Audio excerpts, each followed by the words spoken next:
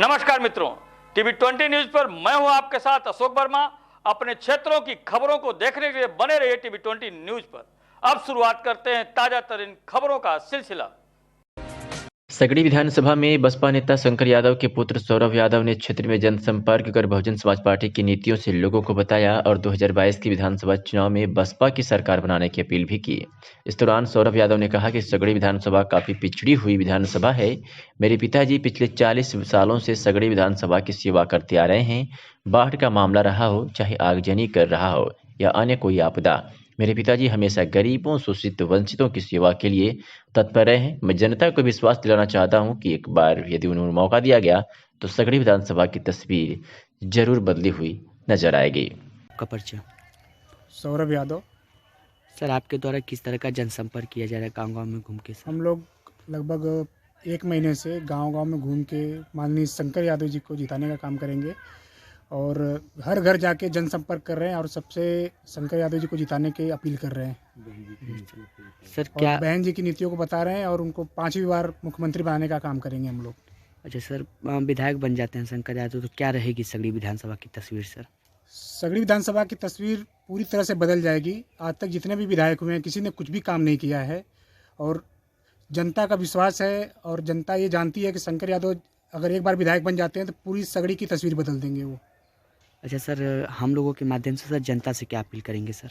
जनता से मैं यही अपील करूंगा कि शंकर यादव एक बहुत ही कर्मठ, ईमानदार और निडर और बहुत ही प्रतिभाशाली नेता हैं और 40 साल से सगड़ी की जनता के बीच में रह रहे हैं और हर सुख दुख में सम्मिलित होते हैं। बाढ़ हो, चाहे आगजनी हो, चाहे मतलब कोई भी आफत आती है सगड़ी विधानसभा में तो वो सबसे पहले पहुंचते हैं और वो अपने स्तर से लोगों को मदद पहुंचाते हैं।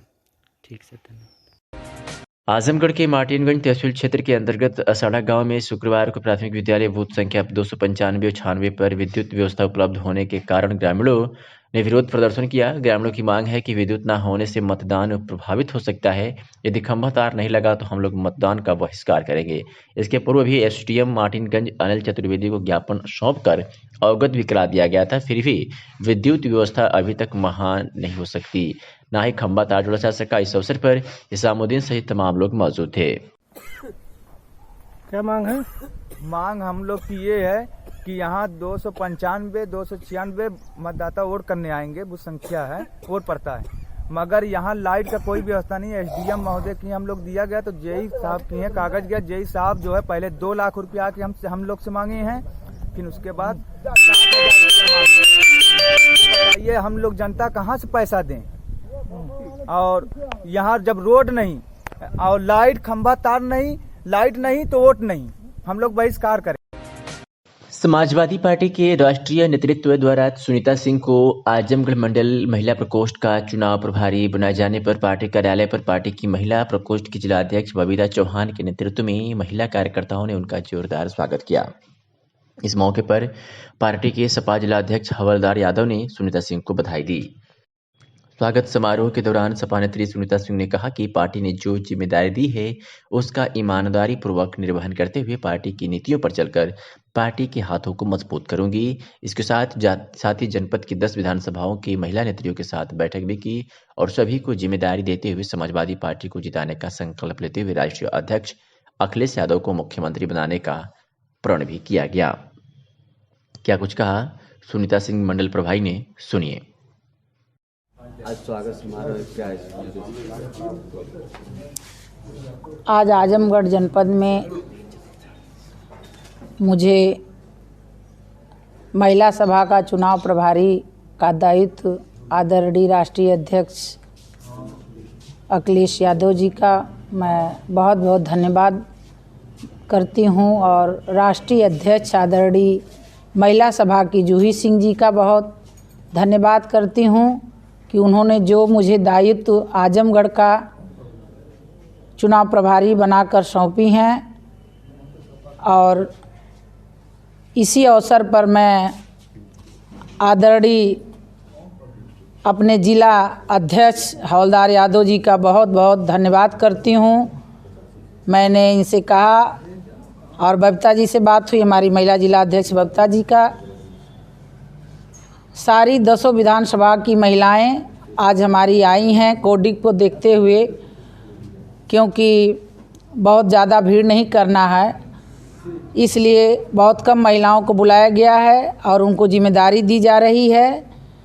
जितने भी हमारे प्रत्याशी हैं आजमगढ़ के घोषित हुए हैं और जो अभी 3 प्रत्याशी नहीं घोषित हुए हैं, उनके भी विधानसभा में हमारी महिलाएं जाएंगी, अपने प्रत्याशियों को जिताएंगी और 10 विधानसभा आजमगढ़ हमारी राष्ट्रीय अध्यक्ष जी बहुत पूर्ण बहुमत से जीतने जा रहे हैं, क्योंकि भाजपा के पास कोई विकल्प नहीं है। पूरे प्रदेश में समाजवादी पार्टी का लहर चल रहा है, इसलिए हमारे राष्ट्रीय अध्यक्ष अखिलेश यादव जी 10 मार्च को उत्तर प्रदेश का मुख्यमंत्री बनने जा रहे हैं। आजमगढ़ जनपद में पुलिस अधीक्षक अनुराग आर्य के निर्देश पर अतरौलिया पुलिस ने 38,000 रुपए की लूट की घटना का अनावरण करते हुए 3 अभियुक्तों को गिरफ्तार किया है। वहीं जयपुर पुलिस ने मारपीट में एक नफर वांछित अभियुक्त को गिरफ्तार किया है। बात करें बरदा पुलिस की तो बरदा पुलिस ने अवैध 10 लाख के साथ अभियुक्त को गिरफ्तार किया है। वही थाना कोतवाली पुलिस ने गांजा के साथ अवैध तमंचा के साथ एक अभियुक्त को गिरफ्तार किया है। तो थरवा पुलिस ने एक तमंचा 12 बोर जिंदा कारतूस के साथ 2 अभियुक्त को गिरफ्तार किया है। तो बिलरियागंज पुलिस ने एक अवैध तमंचा व जिंदा कारतूस के साथ एक अभियुक्त को गिरफ्तार किया है। तो थाना देवगाम पुलिस ने अवैध तमंचा व जिंदा कारतूस के साथ गिरफ्तार किया है। अतरौलिया पुलिस के कामयाबी के मामले में क्या कुछ कहा अपर पुलिस अधीक्षक ने, आप सुनिए।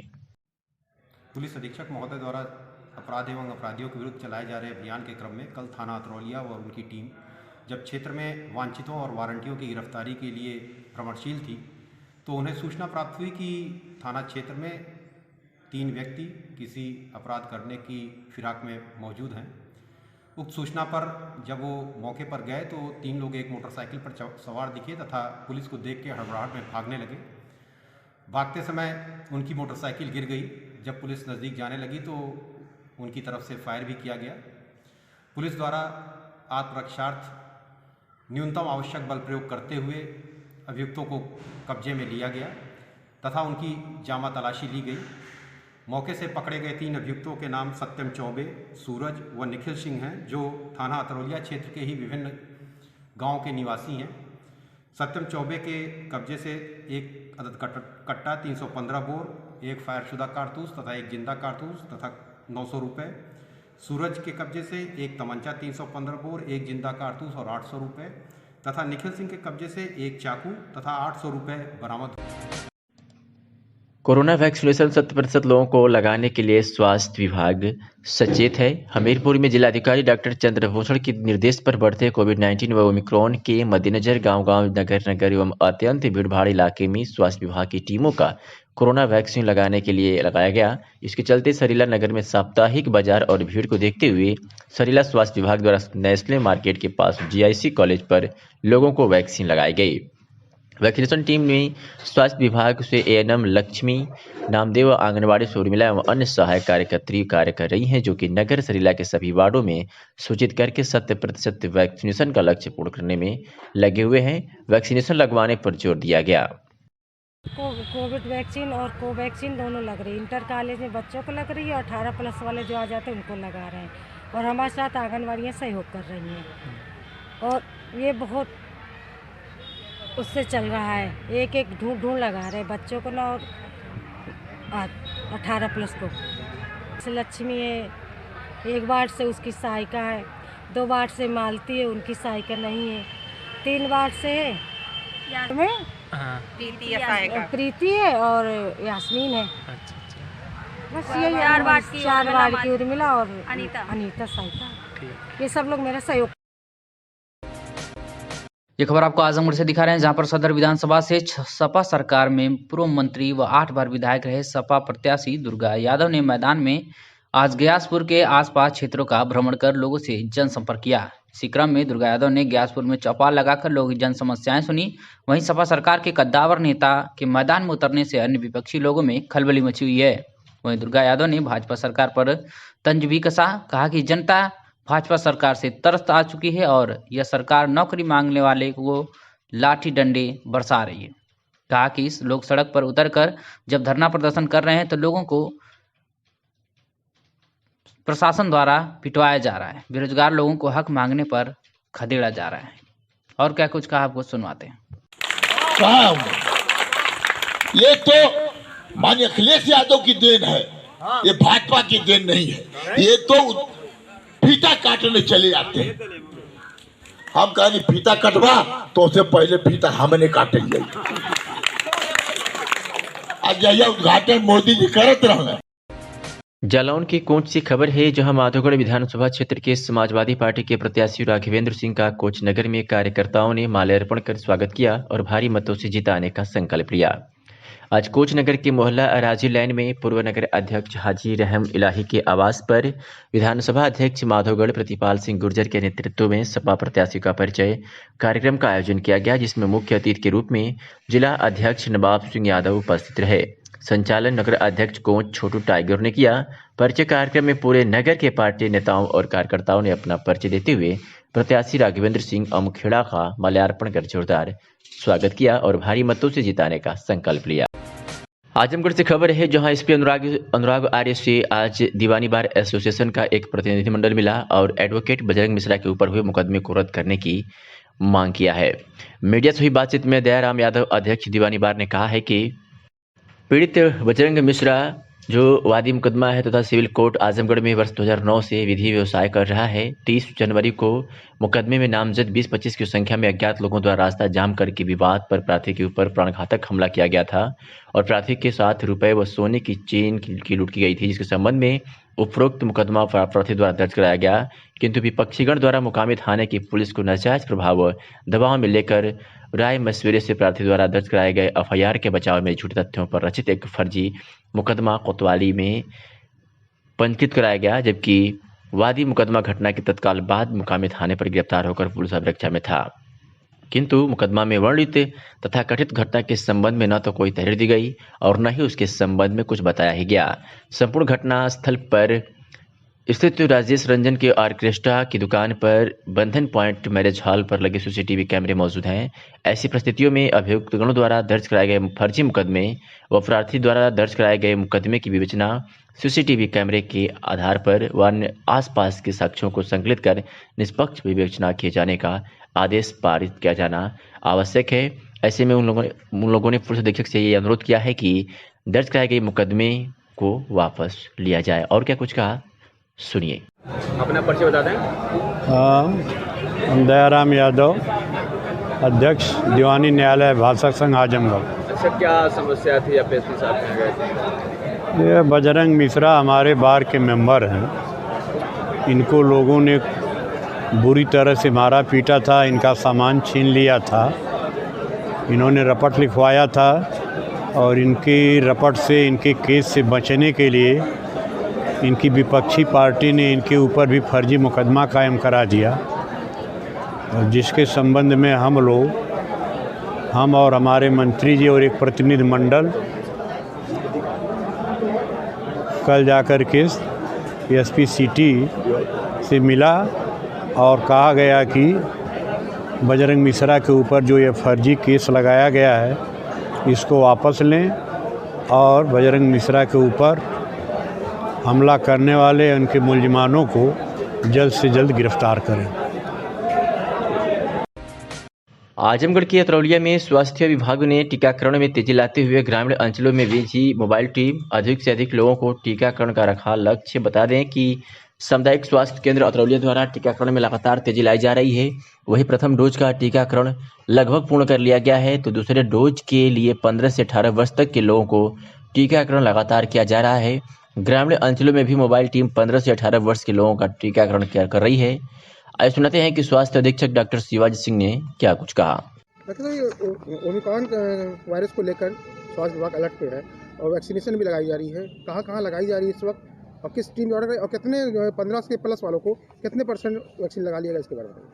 हमारे यहाँ पूरे ब्लॉक में 15 टीमें लगी हैं, 2 स्टैटिक हैं और 13 मोबाइल है गाँव में, और 2 आज और मोबाइल हुई हैं व्हीकल के द्वारा, जो 15 से 18 वर्ष के बच्चों को जो चिन्हित लिस्ट में वैसे कार्यालय से प्राप्त हुई है उसको हम लोग लगाएंगे। तो हमारे 15 से 18 में हम लोग 9000 के करीब पूरा कर लिए हैं।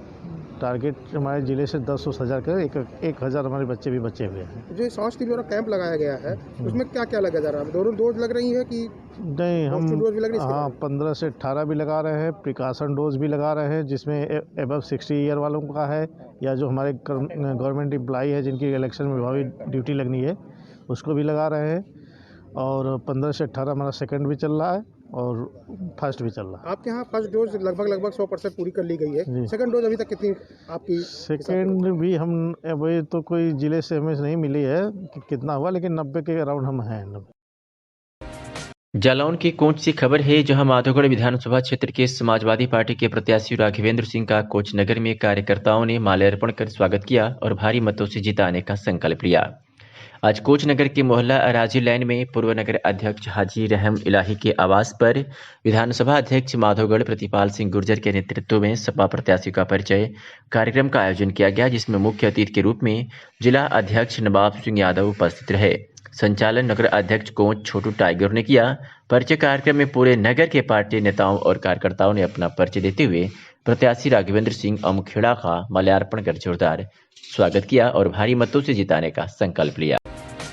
ये खबर आपको यूपी के जालौन से दिखा रहे हैं, जहां पर कुठौद जालौन में कालपी विधानसभा क्षेत्र के समाजवादी पार्टी के प्रत्याशी विनोद चतुर्वेदी का चुनाव कार्यालय कुठौद कस्बे के माधवगढ़ रोड स्थित राष्ट्रीय बालिका इंटर कॉलेज के सामने खोला गया। आपको बता दें, जिसका उद्घाटन सपा जिला अध्यक्ष नवाब सिंह यादव ने फीता काटकर किया। उद्घाटन के दौरान सपा प्रत्याशी विनोद चतुर्वेदी ने उमड़ी कार्यकर्ताओं और समर्थकों की भीड़ को संबोधित करते हुए कहा कि यह चुनाव संविधान को बचाने का चुनाव है, अन्याय, उत्पीड़न और अत्याचार करने वाली भाजपा सरकार को जड़ से उखाड़ फेंकने का चुनाव है। उन्होंने उपस्थित जनसमूह में हाथ जोड़कर अनुरोध किया कि सभी लोग विनोद कुमार चतुर्वेदी को चुनाव में विजयी बनाएं और लखनऊ भेजें, जिससे समाजवादी पार्टी के राष्ट्रीय अध्यक्ष अखिलेश यादव को मुख्यमंत्री बनाना आसान हो सके। और एक खबर जौनपुर से है, जहां सराहनीय कार्य गौरा बादशाहपुर पुलिस को देखने को मिली है। थाना गौरा बादशाहपुर और क्राइम ब्रांच की संयुक्त टीम ने पुलिस मुठभेड़ में अंतर जनपदीय 25,000 के इनामी साथी अभियुक्त को गिरफ्तार किया है। कब्जे से तमंचा, कारतूस, चोरी की बोलेरो, मोबाइल व नकदी बरामद किया है। मामले में जौनपुर के पुलिस अधिकारियों ने क्या कुछ कहा, सुनिए। चुनाव के दृष्टिगत पुलिस अधीक्षक जौनपुर महोदय द्वारा एक वाहन चेकिंग का विशेष अभियान चलाया गया। ये वाहन चेकिंग संयुक्त अभियान था, जिसमें स्वास्थ्य प्रभारी, संविधान प्रभारी और गौरा क्षेत्र के थाना अध्यक्ष वो भी शामिल थे प्रभार। उसमें जब एक बोलेरो रात को आता दिखाई दिया, उनके रोकने पे जो वाहन स्वामी था वो फायर करता हुआ पुलिस पार्टी पर खेतों की तरफ भागा। जवाबी फायर में वो घायल हो गया, जिसको कि प्राथमिक उपचार के बाद वाराणसी रेफर किया गया है। थानाध्यक्ष गौरा बादशाहपुर को भी बुलेट प्रूफ जैकेट में गोली लगी है। ये बहुत साथी ही बदमाश है, ये आजमगढ़ का रहने वाला है। इसके ऊपर लगभग 1.5 दर्जन मुकदमे हैं और ये वाहन चोरी का साथी अपराधी है। ये आजमगढ़ से यहाँ आया करता था और इसके खिलाफ कई मुकदमे जनपद जौनपुर में, जनपद आजमगढ़ में पंजीकृत है। इसके खिलाफ 25,000 का इनाम भी है। पुलिस अधीक्षक जौनपुर महोदय द्वारा टीम की पूरी प्रशंसा की गई है। इसके पास से एक बोलेरो वाहन चोरी का, एक मोबाइल, पैसे,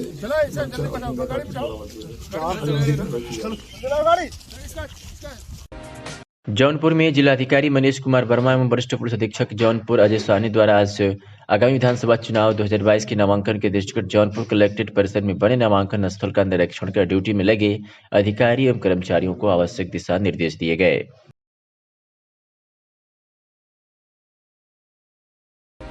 और ये खबर जौनपुर से है, जहां वरिष्ठ पुलिस अधीक्षक जौनपुर अजय साहनी के निर्देशानुसार जनपद के थानों पर उप जिलाधिकारी, क्षेत्राधिकारी एवं थाना प्रभारी द्वारा आगामी विधानसभा चुनाव 2022 को सकुशल शांतिपूर्ण वातावरण में संपन्न कराने के दृष्टिगत थाना क्षेत्र के ग्राम प्रधान, कोटदार एवं अन्य संभ्रांत व्यक्तियों के साथ गोष्ठी की गई। गोष्ठी में उच्च अधिकारियों एवं चुनाव आयोग द्वारा दिए गए आदेश निर्देश से अवगत कराते हुए सभी लोगों से उनके क्षेत्र की समस्याओं के बारे में पूछा गया व चुनाव से संबंधित समस्याओं से निपटने के लिए विस्तार रूप से चर्चा की गई, ताकि चुनाव को सकुशल संपन्न कराया जा सके। खबर मऊ से है, जहां पुलिस अधीक्षक जनपद मऊ सुशील धुले, अपर पुलिस अधीक्षक क्षेत्राधिकारी सदर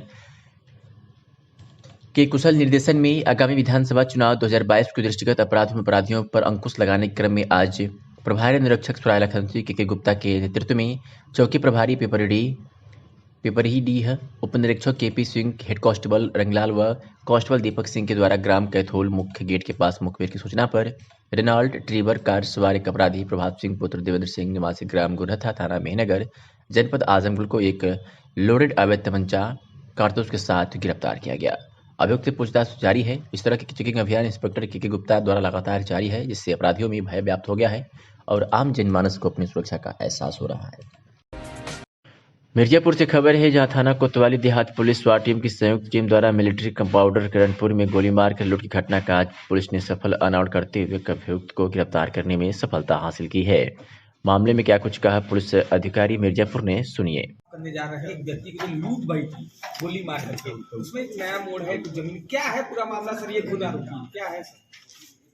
देखिए, दिनांक 12 जनवरी 2022 को करणपुर चौकी थाना कोतवाली देहात जनपद मिर्जापुर में एक गोली मार करके 3,75,000 लूट करने की घटना बाबूलाल बिंद जो है द्वारा लिखाई गई थी, जिसके परिदृश्य में पुलिस अपनी टीम के साथ स्वाट टीम, कोतवाली की टीम देहात की, साथ ही साथ सभी चौकी इंचार्ज, इवन ऑफिसर्स, बड़े ऑफिसर्स भी मौके पर गए थे।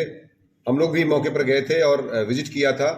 तमाम जो तथ्य आ रहे थे उस संबंध में हम लोगों ने काफी गहरी तफ्तीश की, जैसे कि वो 3,75,000 उसके जेब में रखने वाली बात, तमंचा मौके पे ही मिल जाना और उसका जो है कारतूस मौके पर मिल जाना, साथ ही साथ जो उसके घर पे स्टाम्प का मिल जाना और कैश जो स्टाम्प बेच करके होता है वो मिल जाना, मोबाइल का न ले जाना, इन सब बिंदुओं पर गहरी तफ्तीश की गई।